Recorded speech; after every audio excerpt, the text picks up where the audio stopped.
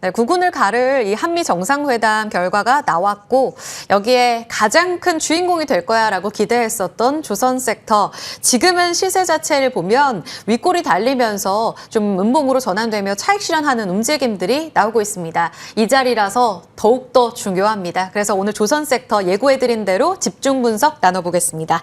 엄경아 신영증권 연구위원 나와주셨습니다. 어서 오세요. 안녕하세요. 아주 중요한 시점에 나와주셔서 감사합니다. 네. 오늘 회담 보시고 바로 리포트를 발간하셨더라고요. 와, 아주 따끈따끈한 그 리포트 기반으로 해서 질문을 드려볼 텐데 제목이 일단 주주분들이 만족스러울 만한 제목으로 정상회담 이후에도 조선주 손에 쥐고 있어야겠네요 라고 하셨습니다. 주가는 굉장히 많이 올라가서 일부 선반영됐다라는 의견들도 많습니다. 더 갈 수 있다고 보시는 그 배경은요?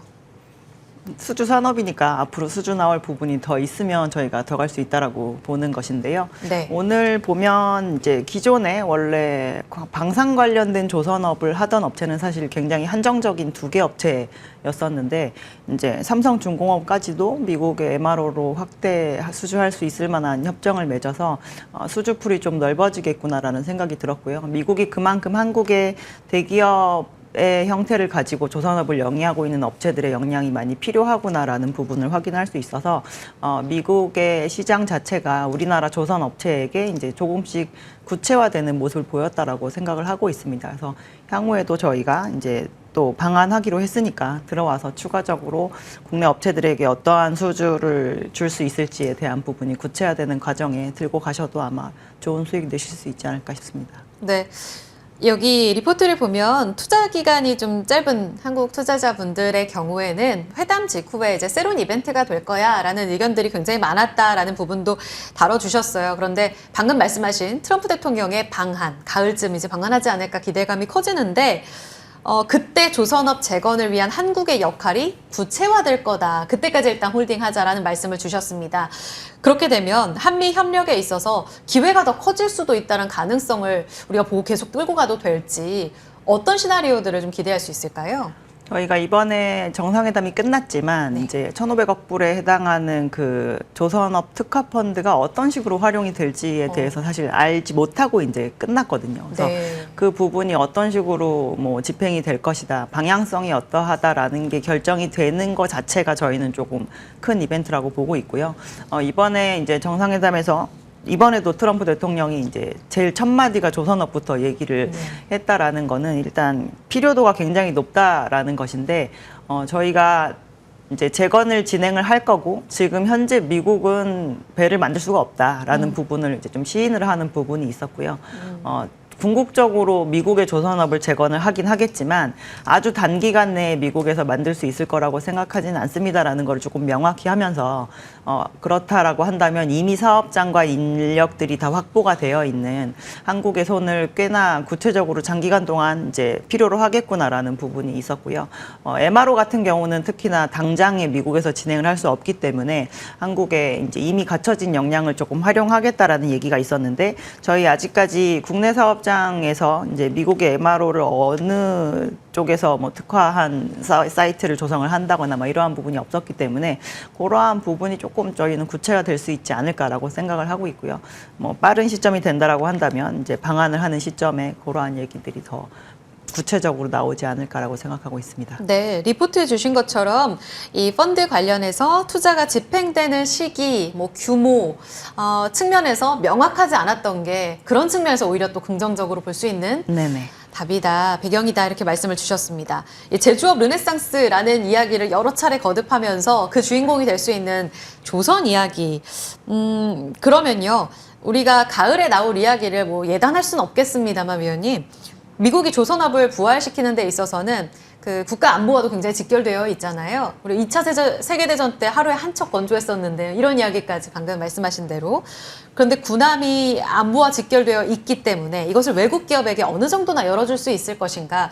우리의 역할에 대한 이야기를 조금 더 구체화시켜 본다면 어느 정도까지 기대를 걸어볼 수 있을까요? 지금까지 법으로 제안해 놓은 반스톨레프슨법 같은 부분이 좀 많이 완화가 될 거라고 저희는 실제로 보고 있고요. 과거에는 하루에 한 척을 만들었을지 모르지만 그 부분은 사실 빨리 만드는 거에 굉장히 특화되어서 실질적으로 선박이 갖춰야 되는 역량을 굉장히 최소화한 선박이었었거든요.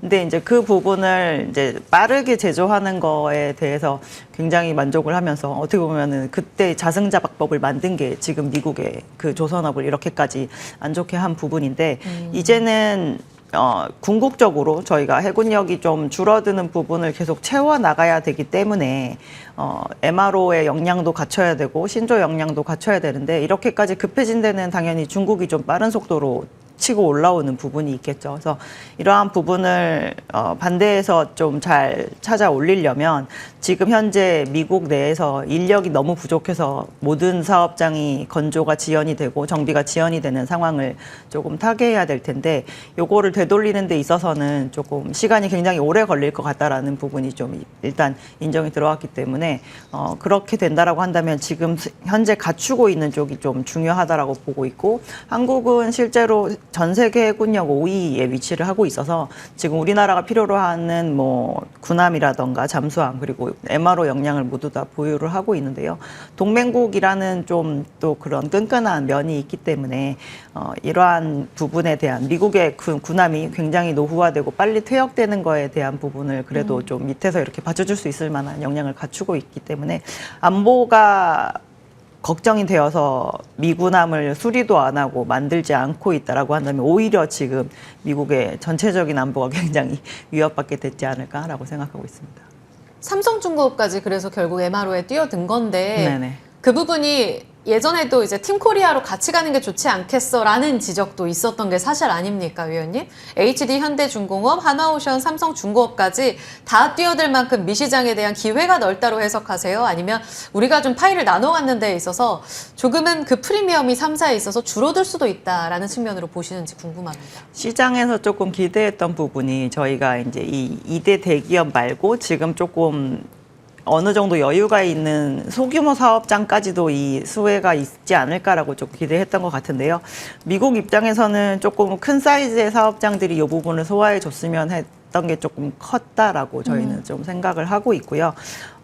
미국에서 실제로 shipbuilding과 관련된 예산이 연평균 한 400억 불 정도 형성이 되어 있고 저희가 MRO 시장만 미국 내에서 20조 정도라고 얘기를 하고 있거든요. 근데 지금 거의 한 300척 가까운 미 군함들이 있는데 굉장히 노후화됐기 때문에 MRO를 통해서 그 수명을 늘리는 것 또한 좀 중요한 상황입니다. 그래서 우리나라에 지금까지 작년부터 최근까지 국내 조선업체들이 4건의 MRO를 지금 수주를 해서 소화를 일부 하고 있는 상황인데 다른 건들까지 더 확장을 하려면 이 2개의 업체만으로는 조금 부족하지 않겠냐라고 생각을 한 것 같고 특히나 이렇게 삼성중공업까지 여는 걸 보면 미국이 조금 생각보다 군함과 관련된 MRO 시장을 한국에 빨리 확장을 하겠다라는 의지라고도 저희가 볼 수 있을 것 같습니다. 긍정적 해석이시군요.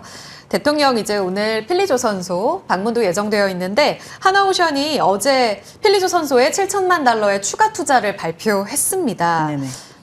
미국이 이 추가 투자를 보고 뭔가를 내어줄 수 있을지 선물 보따리 가져올 수도 있을까요, 우리가? 저희가 작년에 인수를 할 당시 1억 달러로 이제 인수를 하게 되었었는데요. 인수할 당시에 이미 완전 자본 잠식이었었기 때문에 추가로 더 투자가 들어가야 되는 것은 너무도 명확한 상황이었었습니다. 그래서 지금 현재 그 취약한 자본력에 대한 투자라고 저희는 생각을 할 수가 있고요. 뭐 이거를 내어 드릴 테니 다른 걸 주세요라고 얘기할 만한 그런 조건은 아니라고 보고 있지만 현지의 사업장을 저희가 정상적으로 이렇게 그 역량을 좀 높이기 위해서는 당연히 필요한 투자였다라고 생각을 하고 있고 특히나 저희가 또 미국에 대한 직접적인 투자를 진행을 할 때 펀드를 통해서 뭔가 지원이나 대출이 원활하게 이루어질 예정이라고 얘기를 했기 때문에 그러한 기회를 하나 입장에서는 조금 활용하는 게 아닌가라는 생각이 좀 들기도 합니다. 다음 질문은 리포트에도 담아주셨던 HD 현대 오늘 미국 사모펀드 서버러스 프론티어 협력 강화 MOU 체결했다. 이 내용에 대한 시사점도 궁금합니다. HD 현대그룹에 대해서 이제 수빅조선소 활용도에 대한 기대감을 가져도 되는 뉴스일까요? 원래도 수빅조선소를 저희가 10년간 렌탈해서 앞으로 이제 그 사업장을 활용을 할 예정이었었고요. 필리핀에서 발주를 하는 군함을 만든다거나 아니면 상선도 만들 수 있을 만한 역량으로 좀 키울 예정인 것으로 알고 있습니다.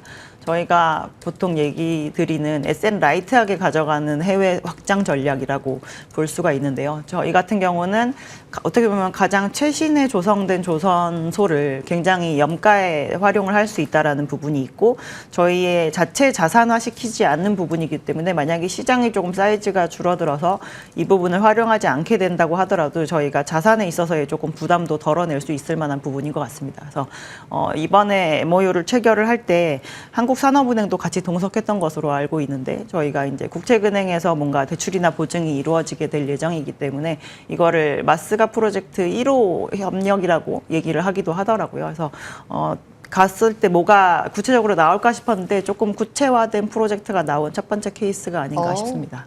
마지막 전략으로 하반기 필승 전략 여쭙겠습니다. 어떻게 포커스 맞출까요? 저희 이제 트럼프 대통령이 내한을 하는 그 10월쯤은 또 국내 조선 업체들의 3분기 어닝 시즌이기도 합니다.